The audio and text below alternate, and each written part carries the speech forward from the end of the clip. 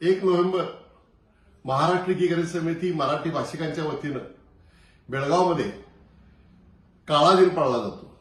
या काळ्या दिनाला हजारो युवकांच्यासह महिला मराठी भाषिक रस्त्यावरून एक निषेध रॅली काढत असतात। या निषेध रॅलीला मी दरवर्षी जात आहे। यावर्षी बेळगावचे जिल्हाधिकारी मोहम्मद रोशन यांनी आता मला एक नोटीस पाठवलेली आहे। या नोटीसमध्ये त्यांनी उल्लेख केलेला आहे की बेळगाव येथे भाषिक तेढ निर्माण होईल, अशांतता निर्माण होईल, म्हणून आपल्याला बेळगाव जिल्ह्यामध्ये 1 नोव्हेंबर संपूर्ण दिवस बंदी आदेश जारी केलेला आहे। आम्ही शिवसेना प्रमुख बाळासाहेब ठाकरे, शिवसेना पक्षप्रमुख उद्धव बाळासाहेब ठाकरे यांचे सैनिक आहोत। सैनिकांना कोण अडवणार?